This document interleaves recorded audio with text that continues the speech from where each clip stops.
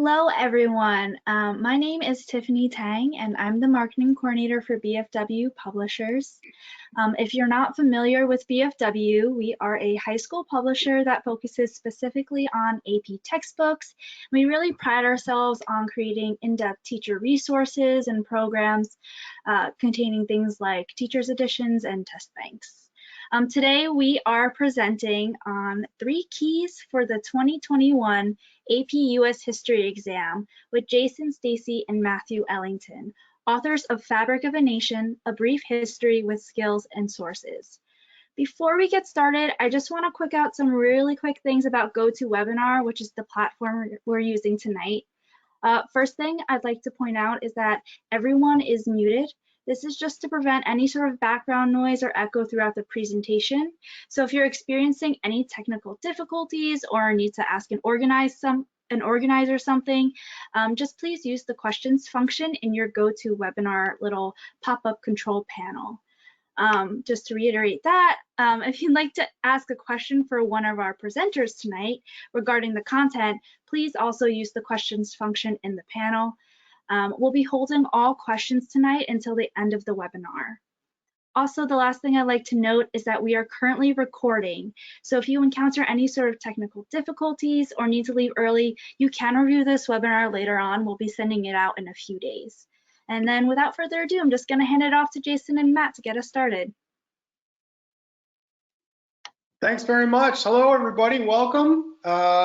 Nice to not see you tonight. I can't, but I'm glad you're here, and I look forward to hearing some of your questions at the end of our presentation tonight. I'm Jason Stacy. I'm a professor of history at Southern Illinois University, Edwardsville, where I teach social science pedagogy and U.S. history. Before that, I taught high school for 10 years. 8 of those years I taught AP US history. I also am a reader, an exam leader, and I write questions for ETS as part of the reading.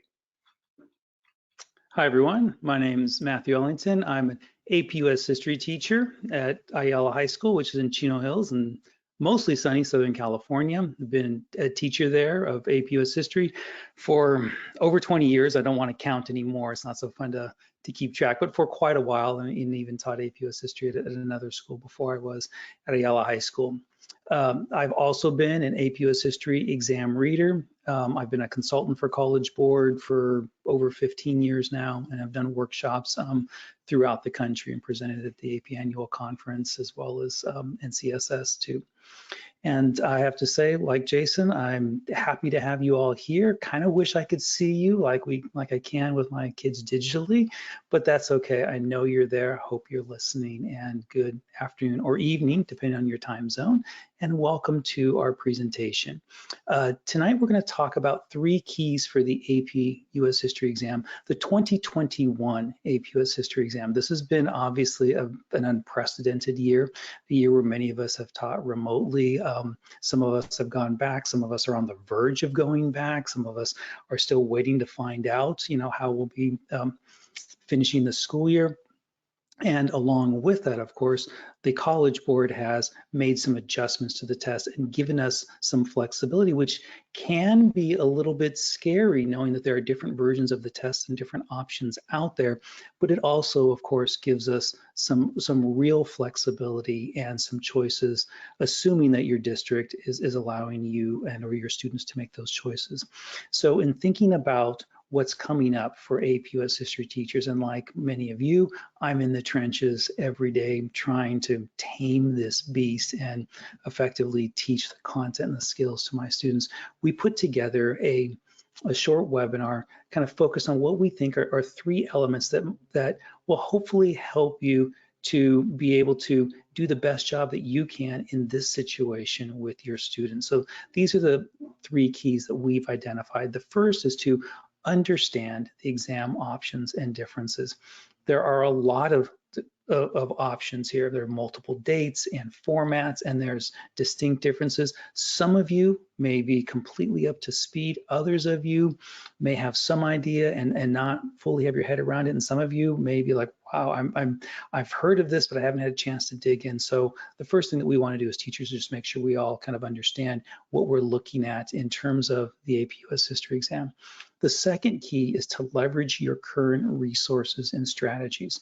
Anytime there's these kinds of changes, it can be a little bit scary, it can be a little bit stressful. And I want to assure you that even if you don't change your instruction and pedagogy, and not that you should for this for the slight differences in the new version of the exam, almost all of what you do, if not all of what you do, is going to work. You have the tools, you have the skills, you are the professionals in your classroom. And so we want to remind you of those skills and those strategies and those resources that you have and help you unlock those a little bit. And then the third key is to help prepare your kids explicitly for this year's exam, both for the traditional paper format of the exam, as well as for the digital versions of the exam. And as has already been said, we'll end the session with a question and answer time. So if you've got any questions as we go, just go ahead and throw them in the chat, and we'll be our little parking lot, and we'll take a look at those at the end of our session this afternoon. Okay, so let's talk about some of the options that we have this year. What a year it's been. So it's only 3 days until it'll have been a year since they shut down all the schools in my town. And we thought maybe the APUS history test would be the same. This thing will have all blown over by late spring. And of course, it ended up that we had very few options on that test last year. And so I actually see the fact that we have some options for how to take this test as some signs of progress that we're being able to come out on the other side of this thing. So on May 6th, there will be a paper version of the exam. And this is going to look a lot like the format, in fact, the same format as the 2019 exam.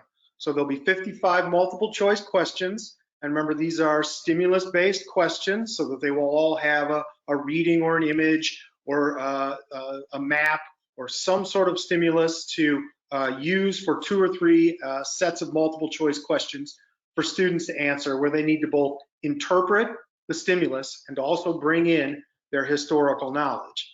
There are 3 SAQs. One of them is going to have 2 secondary sources. There'll be one with the primary source. And number 3 and 4 will have no stimulus at all. These will just be short answer questions that students will answer without a stimulus. There'll be 1 DBQ, and there'll be a document-based question, and then there'll be 1 long essay question. These are only going to be given at school sites. Now here's where the option comes in. Your students have the choice to also take the exam digitally. They can do so on May 19th or on June 2nd. They need to take it on a PC, a Mac, or on a Chromebook. Like the paper exam, they will have 55 multiple choice questions, stimulus-based. But here's where we start to get some changes. There will be 3 short answer questions. One of them will have a primary source. The second will be a map source. And then the third will be a primary source image. Then the student will take a DBQ, similar as they do with the paper exam. And then there will be 2 more short answer questions. This is the 4th short answer question they'll answer will be a data set that they will have to analyze and answer the question. And then the 5th SAQ is going to be a secondary source as they would have seen in the paper exam. And they can take this at school on a computer, or they can take it at home. Now, Matt's done a lot of thinking this year about these new attributes to the digital exam. And I imagine, like all of us, we have some students who are digital and some students are face-to-face, and I think it's going to be the same thing for the exam. Some of your students may choose to take it in paper, some may choose to take it digitally. So Matt's going to highlight some of those attributes of the digital exam so that you can make them clear to your students if they're taking the digital exam, so there won't be any surprises. Well, thank you, Jason. So some of these differences are rather obvious. Paper, of course, is the traditional pen and paper. The digital is taken on a PC, Mac, or Chromebook. The PC needs to be able to run Windows 8. The Mac needs to be able to run an operating system in the last from Apple in the last few years. The Chromebook needs to be district managed. So no iPads, no phones, no personal Chromebooks. Like Jason said, the multiple choice and the DBQ are the same. Where we see the bigger differences are in the format, paper versus digital. In the location, paper has to be at school. Digital can be at school or home. Also in the on the dates, paper is only during the first test administration window, which for US is May 6th. Digital is only the second and third test administration window, which is May 19th and June 2nd. And then in terms of the test itself, where we start to see the differences are on the SAQs and the LEQ or lack of an LEQ. So Jason took you through those, but I've underlined here in the right column the SAQs that are different. Now they're still gonna be the same basic format, a 3-part A, B, C, and they'll probably be sentence framed, the same way that College Board likes to sentence frame these: briefly explain one, briefly describe one. However, the source or the stimulus that goes with those SAQs is going to be a little bit different than what we've seen in 2019 and 18 and some of the more recent APUS history exams. So SAQ 1 is a primary source. Now, if you look on the left, you might say, well, SAQ number 2 for the paper is primary source, but we know that that primary source is usually an image. This one is a primary source, and since SAQ number 3 is a primary source image, that implies it's a textual primary source. Now, the same basic approach and strategies will still work, but if your students have never seen an SAQ from a primary source stimulus, it would make sense to introduce that to them so the AP exam is not the first time they see that. The second SAQ, which is also going to be different between the two versions of the test, is a map source. There have been some maps, but this very well could be a secondary map source. And so we'll take a look a little bit later in this presentation at what that could look like. We've actually have some examples in our textbook of SAQs that are secondary source maps. And then SAQ number 4 is a data set. What that means is it's going to be a table, a chart, or a graph. Kids don't have to be taking statistics, but they do have to have some comfort with historical statistics. And so having them practice that in an SAQ format will be helpful, and we'll show you some examples of what that can look like on the AP exam as well. One other difference to keep in mind between the paper and the digital, if you add up the allocations on the paper, it turns out that about 2/3 of the paper version of the exam is stimulus based. When you look at SAQs 3 and 4, there's no stimulus there. The LEQ has no stimulus. The digital exam is 100% stimulus based because SAQs 4 and 5 replace the LEQ. And there is no, SAQs 3 and 4 are not non-stimulus, but they all have stimuli. So even more than normal, your students need to have the familiarity and facility of working with sources, primary and secondary. Another key difference between these exams is the digital exam does not give students any question choice.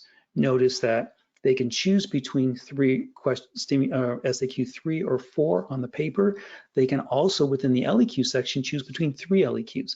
The digital is completely prescribed for them.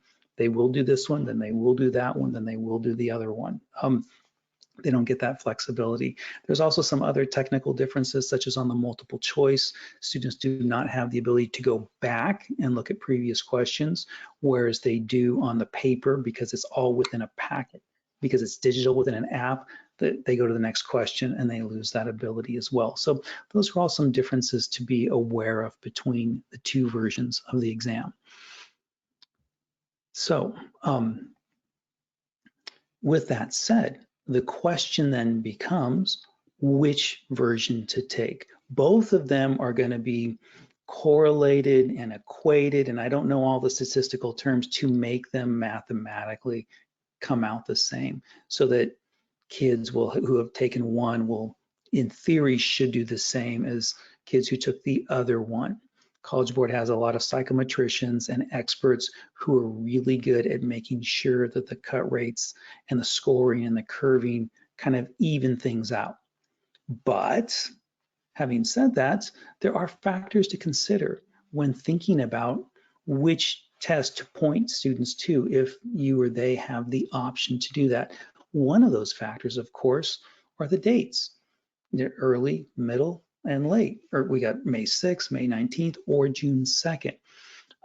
In my case, for example, June 2nd is after the school year is already out. So that means that I won't be able to provide, and the school will be limited in providing them the same kind of support. On the other hand, it gives them more time to review. May 6th, of course, is easier. Is earlier. I don't know about easier, but May 6th may have the advantage of, they haven't burned out yet. It may be that by May 19th or June 2nd, fatigue has set in, early senioritis, and kids are already starting to check out. I know for me, it would be hard to take an AP exam after the school year was over. And so it's weighing those options, the extended time for review with potentially being outside of the school year or during a final exams week, whatever. A second factor to consider is access to technology. Even now, 1 year into this, pandemic, we don't have universal, reliable access to technology. Fortunately, the requirements aren't that steep for the exam, and intermittent internet should not doom students as it did last time around, because they'll be taking it within a secure app that can hold their response and transmit it once the internet has been reestablished. But still, that's another issue to consider. In my case, ironically, our school, well, it's not ironic, it's not at my school, but it might sound ironic. Our school has told us that if the kids want to do it digitally, they have to do it at home, because our internet at school is so bad. They were afraid that 100 kids taking the AP exam at the same time will cause, a network catastrophe. It's kind of sad, but it's true. A third factor to consider is student comfort and habit. If your students have been digital or remote all year long and they've been typing every single free response question, every single SAQ, to then have them get out a piece of paper and handwrite an SAQ might be a little, or a DBQ might be a little bit traumatic, and vice versa. If they've been back for a while, it may make more sense, even if the earlier date's not ideal, to test them in the paper format. And then finally, there's the issue of the different test questions. Depending on how well your students are at answering LEQs, depending on how comfortable they are with these new SAQ variants, that might make a difference too in terms of what they're most comfortable with and what they do best on. So there's not a right answer for this. There are going to be answers that are going to vary depending on the student, depending on the school, depending on the situation. These are all just factors to keep in mind. So this is really our first key, understanding those exam differences and weighing the options.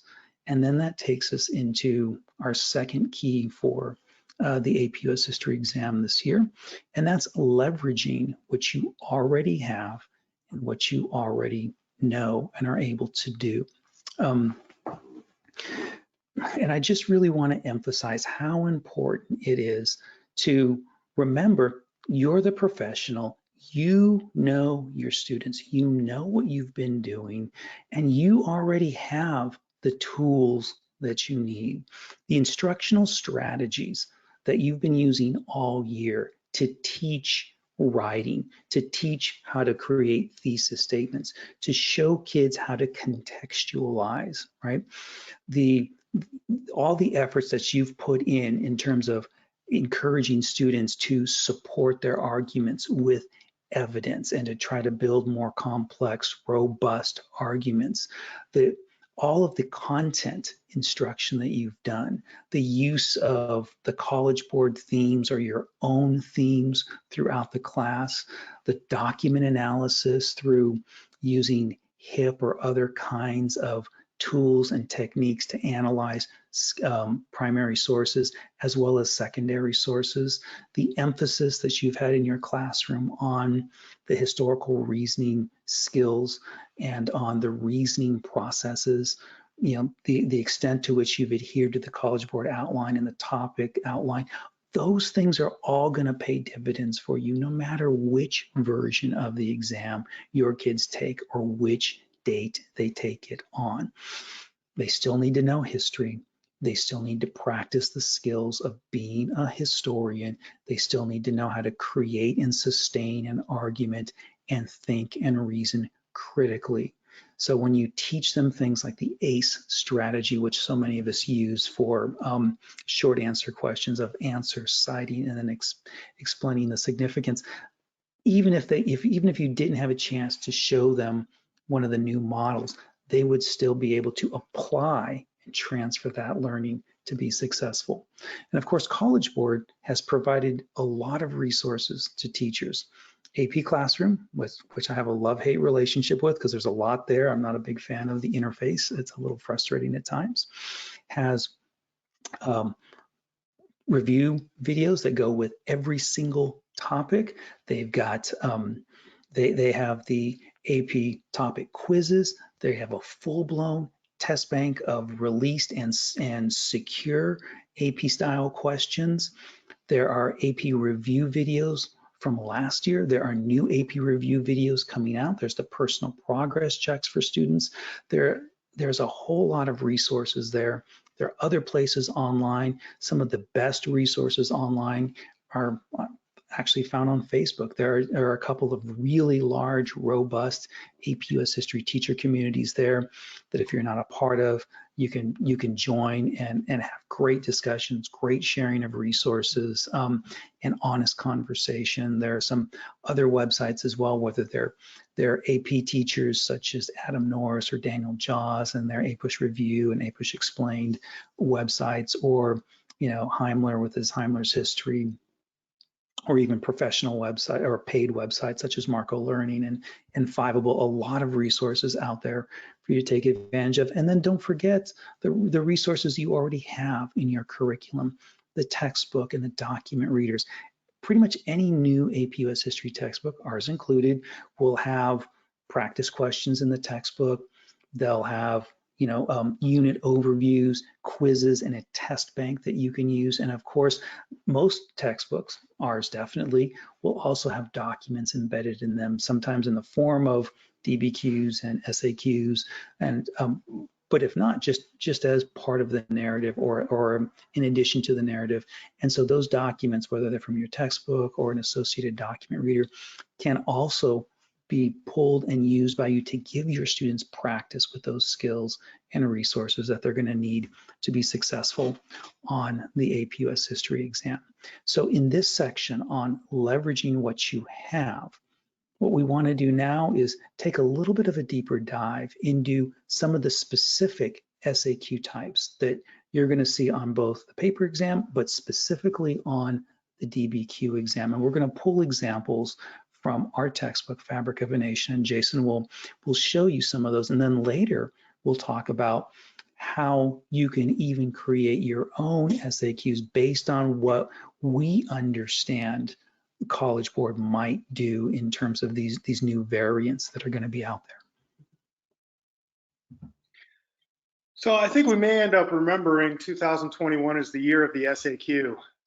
Back in November, ETS contacted me and about 10 or 15 other folks to write questions for ETS and asked us to start churning out short answer questions. And of course, there's no guarantee. They just go through a whole process of being revised and cut. And I can't say any of the ones that I worked on will end up on the test. But what I can say is I was asked to create a whole lot of short answer questions. And so I think College Board envisions a lot of students taking this exam digitally.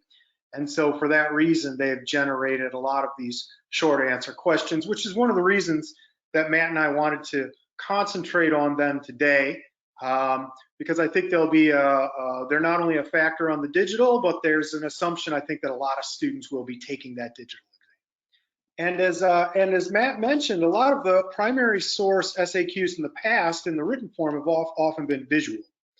And we're quite confident that one of the primary sources that will be an SAQ on the digital form of the exam will be a textual primary source. And so as Matt said, we've drawn these primary sources and some secondary sources, some data sets, some maps from Fabric of a Nation. But we wanted to specifically highlight what we think are going to be the types of SAQs that could appear on the digital exam this year, where there aren't any choices for students. So that if you have a student who chooses the digital exam, they are very likely going to get a primary source that is textual. So you can see here that one of the ones that we've chosen, and we tried to concentrate on some material that you're probably going to be teaching on in the next few weeks, is Ronald Reagan's famous campaign commercial from 1984, Morning in America. And it's short enough that I can walk through it for you because I think there's a lot of rich data in here for students. It's morning again in America. Today, more men and women will go to work than ever before in our country's history. With interest rates at about half the record highs of 1980, nearly 2,000 families today will buy new homes, more than at any other time in the past 4 years. This afternoon, 6,500 young men and women will be married, and with inflation at less than half of what it was just 4 years ago, they can look forward with confidence to the future. It's morning again in America, and under the leadership of President Reagan, our country is prouder and stronger and better. Why would we ever want to return to where we were less than 4 short years ago? So a very famous, historically significant example of a political campaign commercial. And then here we've got what in some ways is a very typical looking short answer question. The form, the exact language that's used here sometimes changes over the course of the test, but the spirit of the questions, I think, remain the same. So first, we have briefly described one element of the broader context surrounding the creation of this source. I found that when I taught AP US History and when I work with my students now in a course that AP US History is based on, context is one of the hardest concepts for them to negotiate. It's an abstract idea, and it doesn't lend itself necessarily to the kind of very discrete facts that students often think history is built out of. However, it also can be wrong. Students can get the context incorrect, and therefore there is a sort of required accuracy involved. And I also think that it will be important for students in these SAQs to be prepared for a prompt that asks them about context. I think it's worthwhile having students think about context in the form of a short answer question for this exam. And so what I tend to tell my students is that a short answer question can function a little like a subheading in a chapter.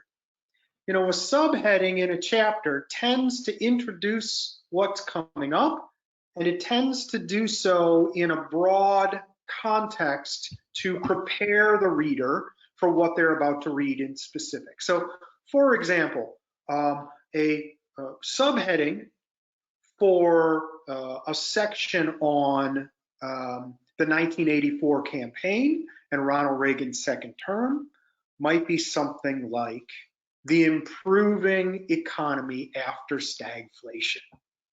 So that if a student is able to bring in, using ACE, able to bring in the transformation of the American economy in the aftermath of the Carter administration from stagflation, maybe if they could even bring in Reagan's famous question, are you better off now than you were 4 years ago? And the echo of that question in the last part of this campaign commercial, and to establish that the economy began to improve after the brief recession in the early 80s, they would be able to establish the context for the Reagan campaign's claim in 1984 that it was morning in America.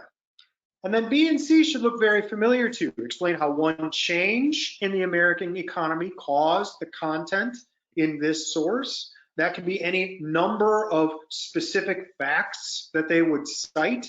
It could be something like deregulation that actually predates the Reagan administration, but begins to have an influence during the Reagan administration. It could be the shift of tax policy to so-called trickle-down economics and the ideology of supply-side economics influencing the perception that Reagan had a successful first term. And then in the second and the third, in C, briefly explain one economic change that resulted from the content described in this source. And here then a student has to, as you know, infer some changes after the election of 1984 and Reagan's second term. But what I would highlight here is that students will likely get a textual primary source if they take the digital exam. And also in some of these SAQs, I suspect that they will have to contend with the idea of context. Matt, anything you want to add on that one? Well, yeah, I think that's really key, because context in an SAQ is going to be new for students. We don't have samples from previous tests, but of course we know what College Board expects in terms of context in an LEQ and a DBQ. So one interesting takeaway is that even on the digital, students may have to contextualize beyond simply the DBQ, because context very well may show up in one or more of the 5 SAQs that they're going to write. So we need to continue to work on making sure that our kids can contextualize. And, you know, a 3-sentence contextualization for a primary source doesn't feel that different than about 3 sentences in the opening paragraph for an LEQ or a DBQ right before the thesis. And so we can help our kids kind of see that and say, look, you guys can do this. We've been doing this all year. This is not that different. And that's one of the things that I want to emphasize is there are differences, but we can help kids alleviate that stress and that concern and make those connections between, you know, what we expect we might see on the new digital form of the test versus what we have been preparing and what we know to see that we'll see on the paper version of the test as well. So let me take us into another example of an SAQ that's specifically called out on the digital form of the test that is probably not going to show on the paper form, at least not in this way. And that is an SAQ with a map. And as I said earlier, we're fortunate enough in Fabric of a Nation to have included some of these as SAQs themselves. So this isn't an SAQ that we created using documents from Fabric. This is an SAQ that actually exists on page 801. It's part of the set of AP review questions at the end of Unit 8. Now, it's maybe a little bit different from the kind of map that they would see on the AP exam, because I tend to think that College Board is only going to give them 1 or 2, not 3 maps, and I'm to blame for the 3 map. But I just love the shift of colors, right? And it's blue, and then it's not blue anymore by the time you get to the end. So there's a couple of ways that students could see this. They could see this, a question like this, in the way that Jason outlined, with A being, you know, briefly explain a context. Having written this SAQ a couple of years ago without thinking that context could show up on the SAQ, I followed what's a more common College Board format of simply sticking with cause and effect. So we've got these 3 maps. And one thing I want to point out before I briefly take you through this, because I think most of you know the answer, you could get full credit on this if you were students, is that when College Board puts a secondary source map on the AP exam, I'm pretty convinced that whether it's this or a map of the Great Migration out of the South or Westward Movement or something, that it's going to be a map that depicts a process.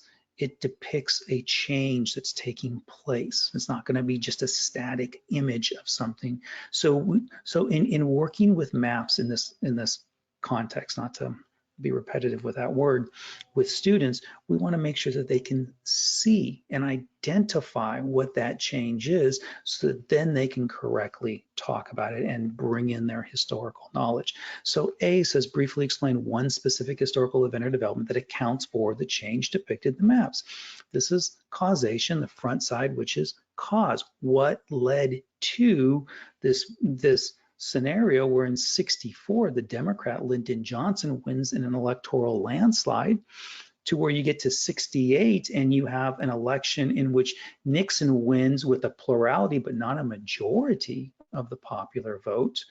And then 1972, right, there's where'd all the blue go, right?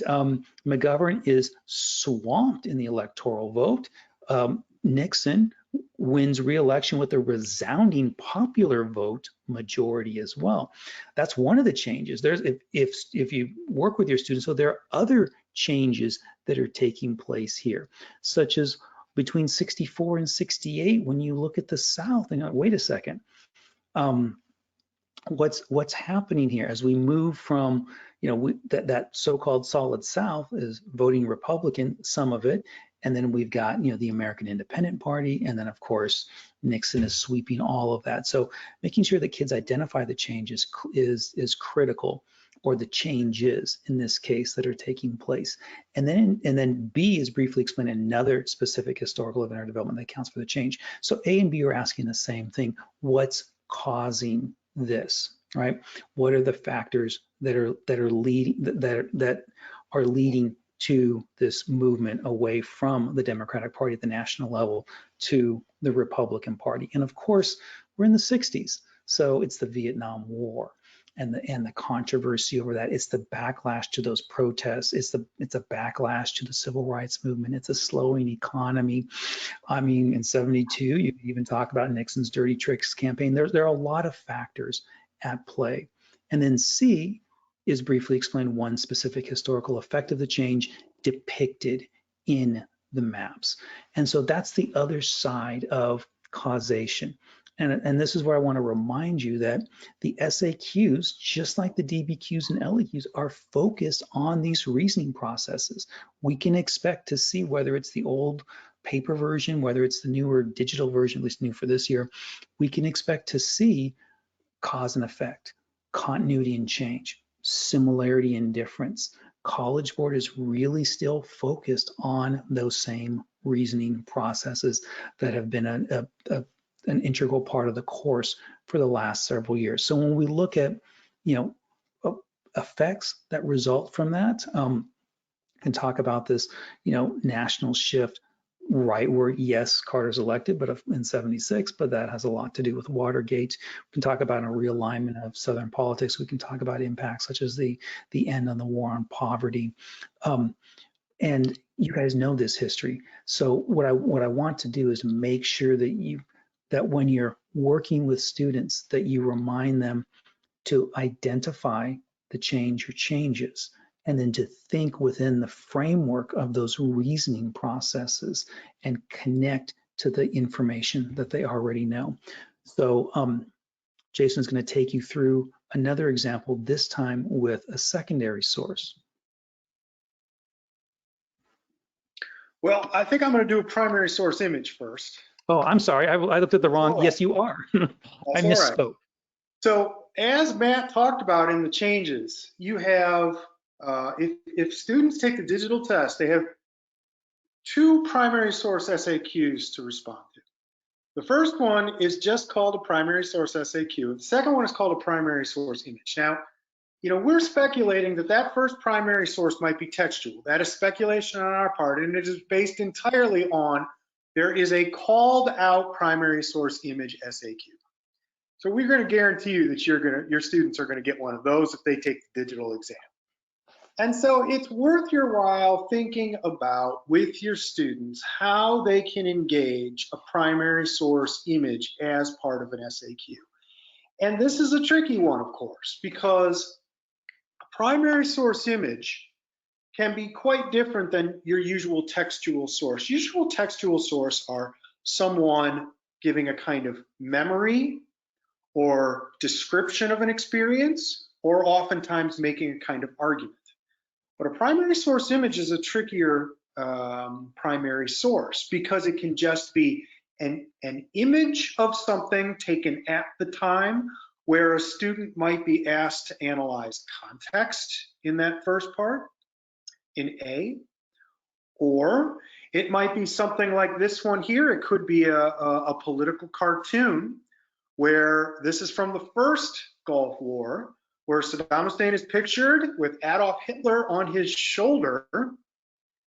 And Hitler is saying, and then if they still do nothing, you gobble up another neighbor.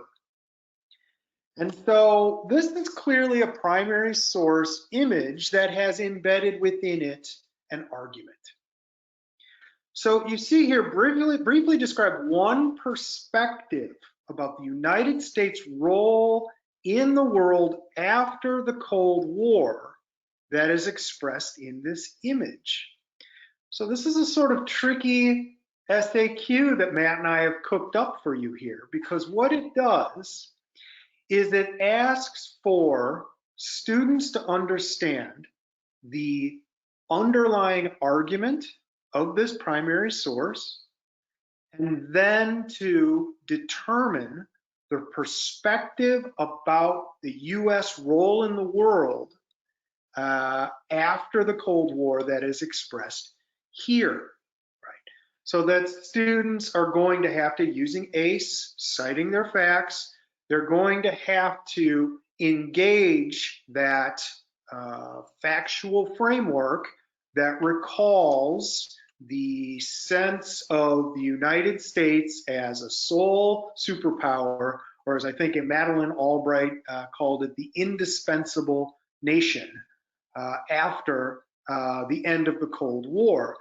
And then B and C ask students to take that perspective and to analyze both the causes and effects of it. So here, briefly explain one specific US action or policy of the period 1900-1945 that led to the historical situation depicted in the image.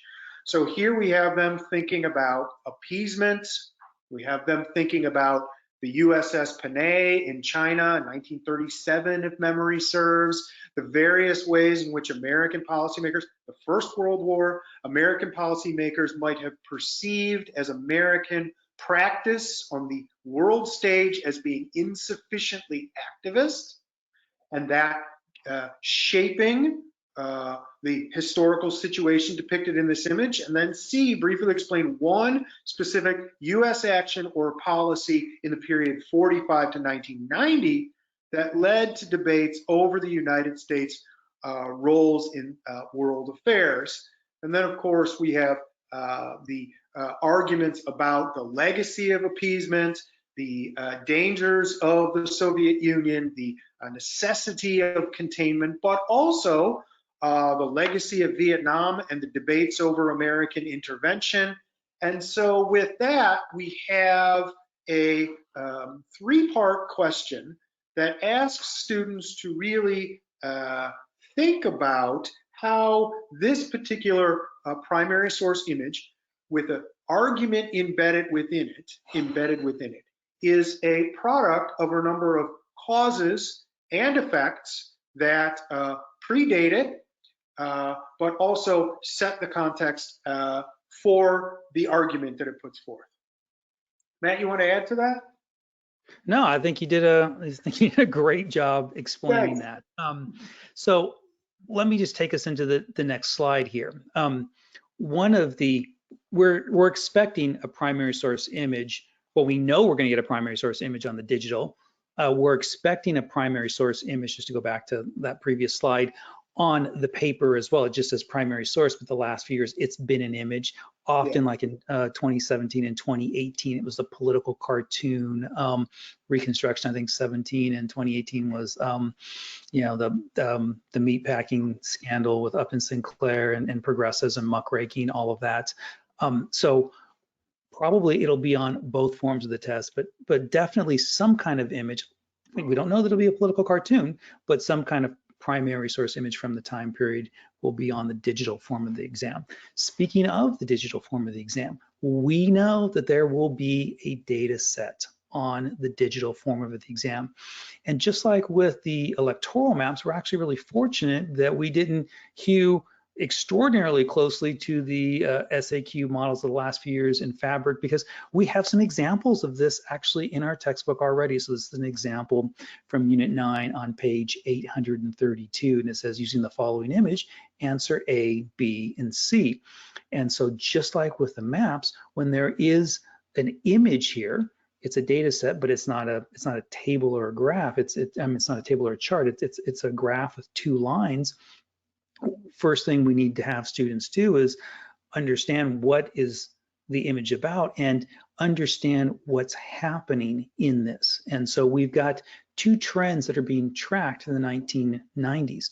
We've got manufacturing productivity and manufacturing employment.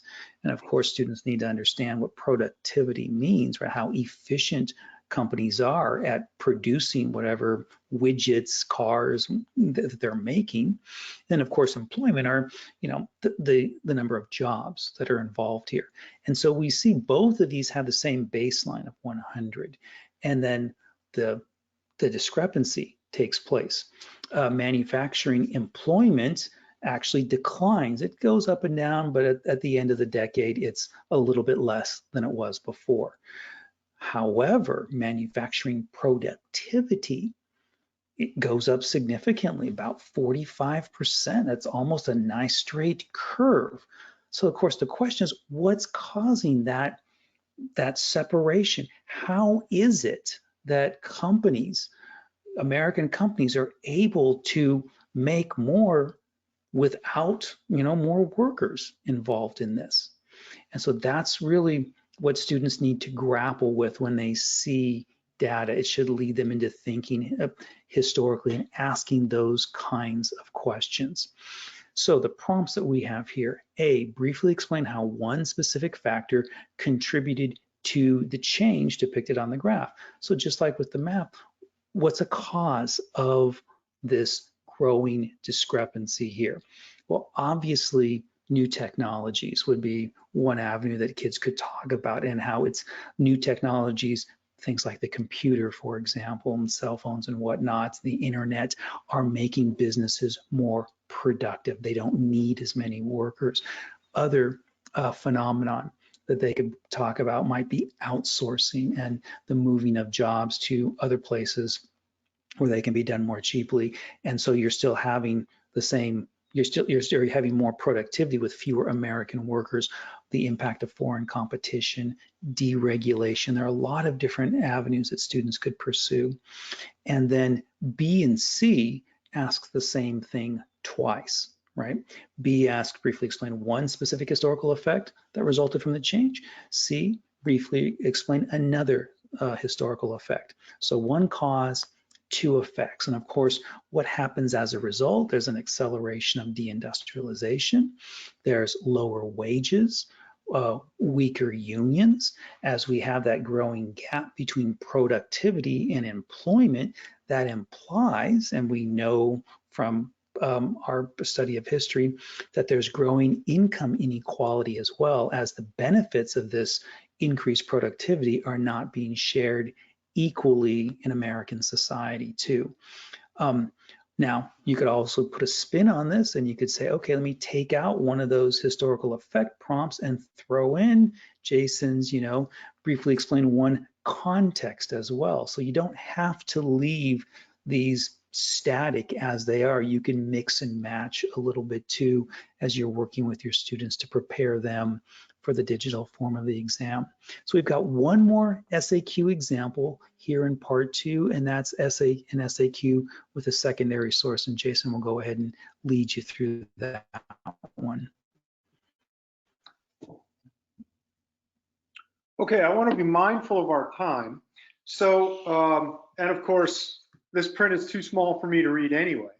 So I just briefly want to say that an important thing to keep in mind with your secondary source SAQs, we've had years of these, and I don't think they're going to be much different. I think they're going to likely have 2 sources. They'll be relatively short. They'll be in some way different from each other, and students will have to discern the difference and likely generate some facts that support one side or the other. I think that's likely how they're going to be structured. And of course, an important thing to remind these students is that these are historians writing in an argumentative fashion, so that the prose and the goal of the prose is very different than their textbook. Whereas their textbook really tries to hide that it's making arguments and to present the information as if it is speaking an objective truth. Historians speak in explicitly and proudly argumentative ways. And so that it's important to keep in mind that this kind of writing is actually the kind of writing that they are doing in their DBQ, and that it is a thesis-driven expository piece of writing, and to seek to discern what arguments, as they're reading, what arguments those historians could be trying to make, and how these two are contrasted with each other. Now, one thing that Matt and I wanted to do, if you don't mind, Matt, if we could just move on to the next part for the sake of time, is yeah, we're going to talk about preparing for the test, and then we're going to talk about maybe generating some of your own SAQs, or even having your students do so. Okay, so yeah, because we are a little short on time, I'll speed this up a little bit. So in terms of preparing for the test, there's a couple of, 3 to be exact, keys to keep in mind, key ideas. Number 1, marshaling resources. And I talked about those resources before, so I won't go over those again, but realize and recognize that you have a lot of the tools already that you need. The second, I want to spend just a minute talking about, and that's making a review plan. We always have to plan. And so whether you have 1 week, a few days, several weeks, it's looking at your students, it's looking at what you've covered, it's using some formative assessments, and then saying, okay, how can I best remediate? How can I best help these students? But one tip I want to give you in terms of making a review plan is there's your instruction, there's what you do in the classroom, but there's also what your students do and what they're accountable for.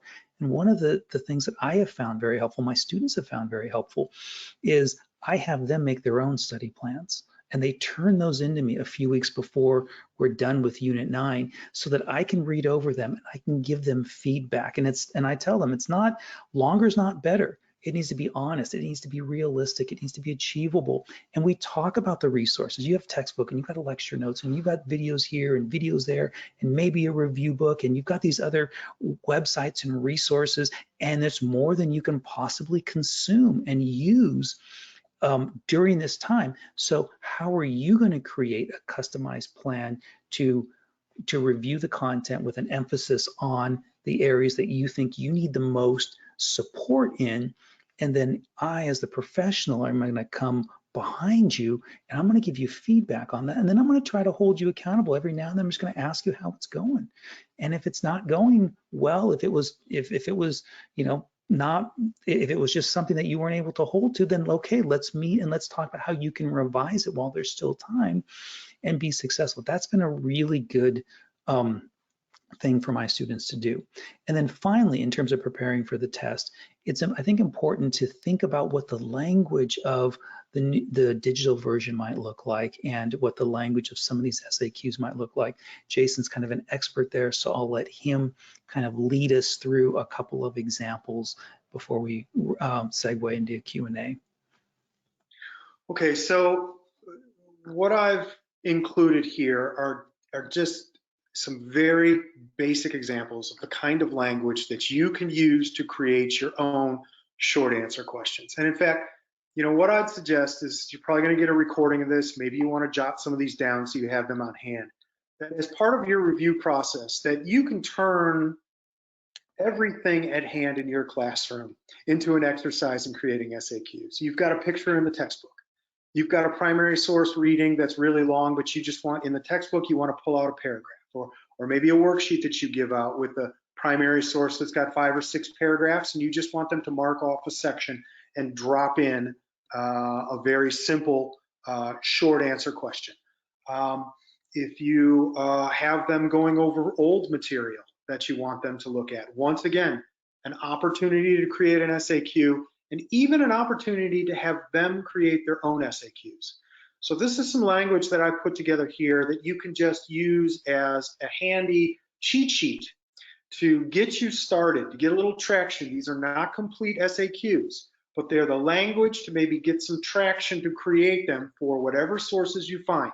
Data sets in the textbook, secondary source maps, primary source maps, primary source images, primary source texts, all sorts of opportunities here. So these are some examples for primary sources. So if we take the first one on the left, I think having students describe, characterize, or explain the context is going to be excellent practice for them to think about a primary source.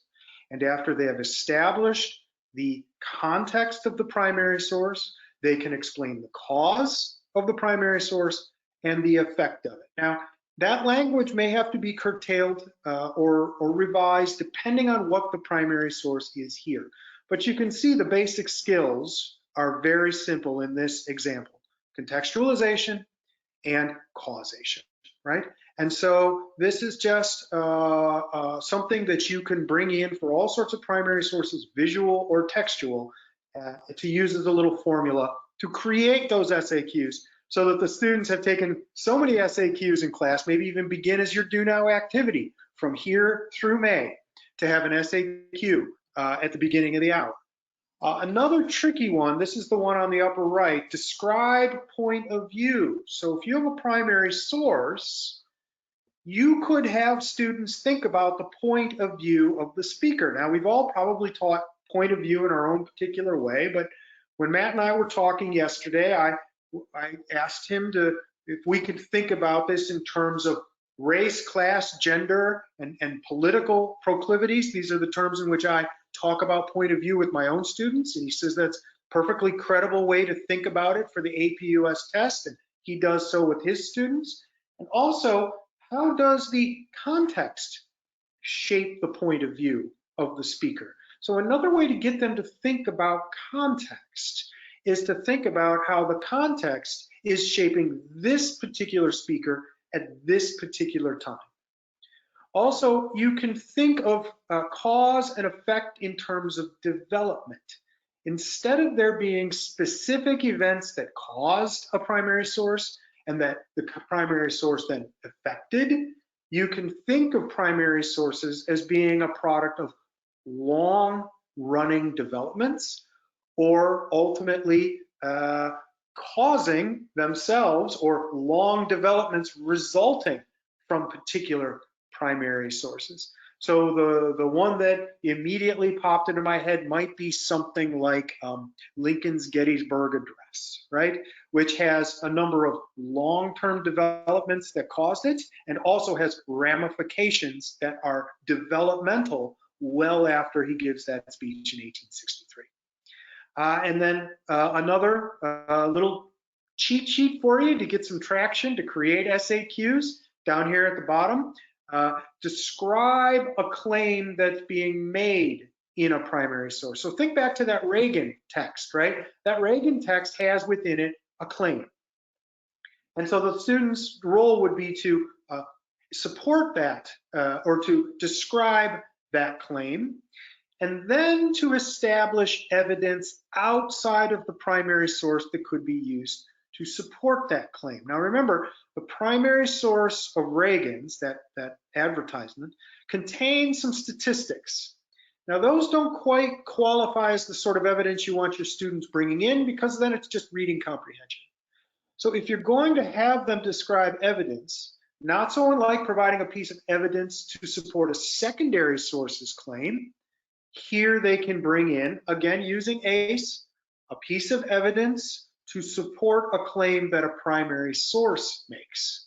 And of course, they could also, as the third part, explain the cause or the effect of that primary source. Just some ways in which you could use language to get them practicing SAQs. Go ahead, man. I also have here some language for short answer questions for secondary sources. And again, if you want to jot these down and just use them as a way to get some traction to create those SAQs in class as they prepare for the test, they can describe the similarities or differences. If we're looking at two historians, for example, arguing about a particular topic, and then how an event or a process explains one of the author's claims and how another event or process explains the other author's claims. I think it's important for these SAQs to have students think about not only discrete facts necessarily to explain a claim, to support a claim, but also developments or processes. That they can also think of causation in terms of long-term developments. And this will give them also a nice way to review from a larger purview than just hunting around for specific facts. The top one on the right there, describe the context for a map and then explain its cause and its effect. You know, I want to stress that in a secondary source, for example, the one Matt showed us, a context may be describing the enormous political and social changes that are happening in the late 60s and early 70s. But a map can also be a primary source. And so, for example, if you have a primary source from the 1830s showing prospective new canal routes, the student could also provide the context for that primary source map and the causes and effects of that of the topic of that primary source. And finally, on the bottom there, explain the context for the data. This is an example of a data secondary source. You might see these in the SAQ. And you know, we've got all sorts of charts and graphs in our textbook, but they're rarely included with questions that ask students to analyze the chart or the graph. And so instead of having them just read the caption, have them create an SAQ for it, or create the SAQ yourself. To take a data set that's been translated into a chart or graph in your textbook and use it as a review opportunity, where students then have to explain the context for that particular chart or graph, and then they have to explain the historical developments and the results of the particular facts that are established by that secondary source chart or graph. Great, and that leads us right into our next slide. And I know we're getting short of time here, but that's the ways that our textbook, Fabric of a Nation, can help you and help your students prepare for the AP exam. In terms of content review, like many textbooks, we have unit summaries, but our units also have thematic focus statements, or foci for short. We have chunked our textbook similarly to how College Board has chunked their curriculum into topics, and there's a strong correlation between our topics and our modules and their topics. And all of our modules have learning targets. They have review questions, and obviously there's too much of this for students to do in a few weeks, but for areas where students are struggling, where they need that remediation, this can be a good place, or they're not sure how well they really understand. They can go to those modules, they can reread if necessary, and they can use those questions and those learning targets as checks for their own understanding.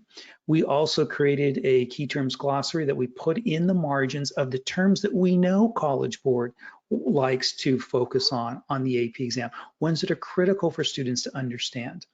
Online, hence the space there, on the Launchpad website, Bedford has an interactive adaptive quiz platform called Learning Curve with literally hundreds of quiz questions per unit. And the great thing with this is if students do well in certain content areas within the unit, it stops asking them, and it continues to ask different but related questions in areas where they're a little bit weaker. And when students get the whole result, they can go back and target where they need to remediate. They also have links directly to the textbook. And unlike some online quiz platforms that are interactive, there's no negative score for getting something wrong, which is always so deflating for students. You know, the website's got a whole robust set of tools of online flashcards, map quizzes, et cetera. All of these to help students with the content. But of course, that's just one of the two prongs that students need for the exam. The other prong is skill practice. And I think what makes our textbook stand out is our emphasis on skill development, the embedded writing historically and thinking historically pedagogy that is in every single module in the first 2/3 of our textbooks through units 1 through 6. We have a lot of this, and then a lot of just independent practice in units 7, 8, and 9. And so again, if students need practice with just some element of a DBQ or an LEQ or an SAQ, you can send them back to where we take them through step by step with samples, with content, and show them how to do this. Of course, we've got a pretty good chunk of AP questions, stimulus-based multiple choice, short answer, DBQ and LEQ at the end of each unit. At the end of inside the textbook itself, we've got a complete AP practice exam, the paper style one with 55 multiple choice and 4 SAQs, a DBQ and an LEQ. And then we have a very large test bank that you can access from the teacher side of the Launchpad platform that for units 2 through 8 is a full practice test with the 55 multiple choice, 4 SAQs, a DBQ, 3 LEQs, with all annotated and sample answers too. It's not quite as full for periods 1 or 9 because those are shorter time periods as well. But there are a lot of resources that we've provided you that if you're using our book or considering our book, I think will be really helpful. So we're coming up on the end. Shall we go to questions, Matt? I think let's just go to questions. So I wasn't monitoring the questions, but if you submitted a question, Tiffany will read it to us. If you just have a question right now and you want to throw it in, please go ahead and do that. Yeah, so we got a few questions regarding the short answer questions. Some of them are pretty quick. So the first one is, do you anticipate a word count limitation on the SAQ for the digital? That's a great question. I don't think so, because there's going to be a time limit on the SAQs. I mean, each SAQ, now on the digital, what we don't know is if they're going to time limit each one. I think it's more likely they time limit the section and say section 2 in between the multiple choice and the DBQ gets, the normal 40 minutes, and you're going to write 3 of these. So I think that the limitation will come there, because my understanding, and Jason can correct this if I'm wrong, since he's an SAQ exam leader on the AP exam, but my understanding is even though they're given on the paper a page with a box, that they actually can request additional pages if they're inclined to do that, which makes me think that they'll have up to the time limit for that SAQ section without a character count. Yeah, that's right. They give them space as a suggestion, but if they can, do it within the time limits, they're going to take a good answer. All right, sounds good. And then we had another question. Has the College Board given any guidelines regarding the distribution of the SAQs across the 9 units? That's a great question. I mean, all I can tell you is that we were generating SAQs across the 9 units. Yes, and so the ones that we use in the webinar, of course, we focus on units 8 and 9 because that's where we are and where we're going between now and the AP exam. On the paper, there are some stipulations, such as SAQ 3 is from the first half and SAQ 4 is from the second half. On the digital, I'm not sure, so I don't want to misspeak. College Board does have detailed released information about the digital version of the exam on their website, and so you would need to, the questioner would need to check there. I'm not sure, I don't recall seeing time periods for the SAQs on the digital, but they could be there. So similarly, do you think they'll restrict the time periods covered like they did last year? No. Okay, cool. It'll be a full test. And then we got one more question.